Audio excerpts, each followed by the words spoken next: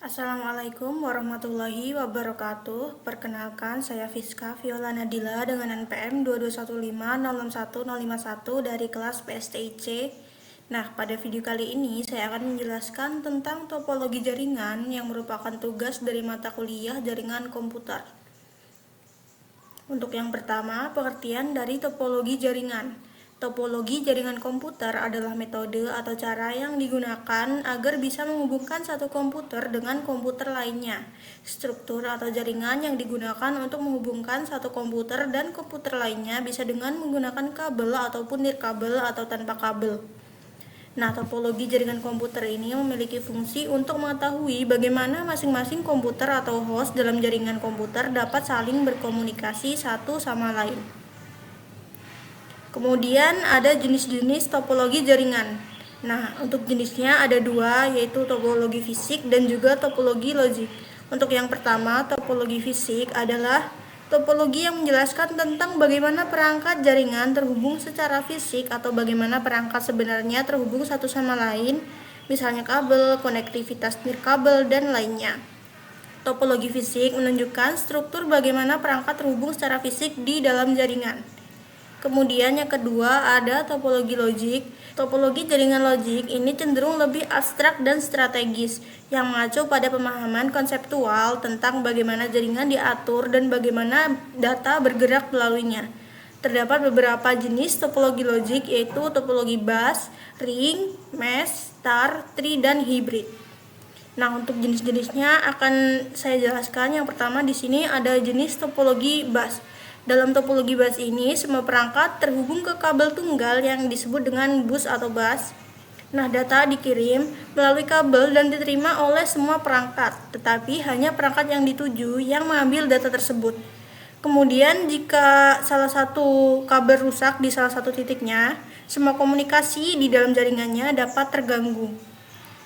Untuk yang kedua ada topologi star. Dalam jenis topologi star ini, setiap perangkat terhubung langsung ke pusat seperti switch atau hub. Nah, seperti contoh di sini, semua perangkat terhubung ke switch atau hub yang di tengah ini. Kemudian semua komunikasi antar perangkat melewati pusat yang memungkinkan manajemen lalu lintas yang lebih baik. Kemudian jika salah satu koneksinya putus, hanya perangkat yang terpengaruh sementara jaringan yang lainnya akan tetap aktif. Untuk jenis yang ketiga ada topologi ring. Nah, dalam topologi ring ini setiap perangkat terhubung ke dua perangkat lainnya membentuk sebuah ring atau cincin. Kemudian data mengalir dalam satu arah sepanjang cincin dari satu perangkat ke perangkat berikutnya. Kemudian jika salah satu perangkatnya atau kabelnya rusak, dapat mengganggu seluruh jaringan karena di sini perangkatnya akan mengalir dalam satu arah secara bergantian. Kemudian yang keempat ada topologi mesh. Nah, dalam topologi mesh ini setiap perangkat terhubung langsung ke setiap perangkat lain dalam jaringan. Nah, dalam topologi mesh ini dia menciptakan redundansi yang tinggi dan memungkinkan jaringan untuk memperbaiki diri sendiri jika ada gangguan koneksi. Kemudian topologi ini umumnya digunakan dalam jaringan besar di mana keandalan dan ketersediaan yang tinggi sangat penting. Kemudian yang kelima ada topologi tree. Nah, untuk topologi ini adalah kombinasi dari topologi bintang dan topologi bus. Beberapa topologi bintang atau topologi star terhubung ke satu titik pusat yang kemudian terhubung ke kabel bus. Nah, jadi topologi ini sering digunakan dalam jaringan yang besar dan kompleks seperti jaringan kampus atau kantor. Kemudian yang keenam ada topologi hibrid. Topologi hibrid ini adalah kombinasi dari dua atau lebih topologi yang berbeda dalam satu jaringan. Tujuannya untuk menggabungkan keunggulan dari masing-masing topologi yang digunakan dan meminimalkan kelemahan yang dimiliki setiap topologi. Kemudian topologi hibrid ini dapat mencakup berbagai kombinasi seperti bintang bus, bintang cincin, bintang mesh, dan lainnya. Penggunaan topologi hibrid memungkinkan jaringan untuk memenuhi kebutuhan khusus dengan cara yang lebih fleksibel dan efisien.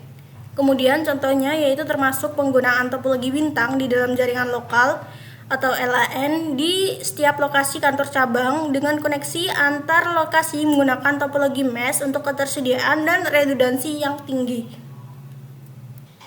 Nah, untuk contohnya, di sini saya mendapatkan contoh topologi logis pada SMK Budi Mulia Tangerang. Nah, jika dilihat pada gambar di sini terdapat router mikrotik ruang guru SMK atau R1 dan router mikrotik lab cadangan SMK atau R2. Nah, router yang ada di ruang guru SMK ini dia menerima akses internet dari router SMA Budi Mulia melalui port Ethernet 1. Kemudian port Ethernet 3-nya dia terhubung ke D-Link 24 port yang berada di ruang lab TKJ. Kemudian port Ethernet 4-nya dia terhubung ke router mikrotik yang berada di lab cadangan. Kemudian jika dilihat port Ethernet 1-nya terhubung dengan port Ethernet 2 pada router R1. Port Ethernet 2-nya dia terhubung dengan switch D-Link 24 port yang berada di ruangan lab cadangan. Kemudian port Ethernet 3-nya terhubung dengan switch D-Link 24 port yang berada di ruangan lab multimedia 2. Kemudian port Ethernet 4-nya terhubung dengan switch D-Link 24 port yang berada pada lab cadangan.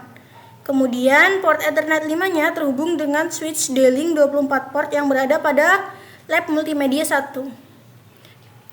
Nah, jadi dari topologi logis yang ada di sini bisa disimpulkan bahwa dia menggunakan tipe topologi tree atau topologi yang merupakan gabungan dari topologi star atau bintang dengan topologi bus. Nah, sekian materi yang dapat saya sampaikan. Terima kasih. Saya akhiri. Wassalamualaikum warahmatullahi wabarakatuh.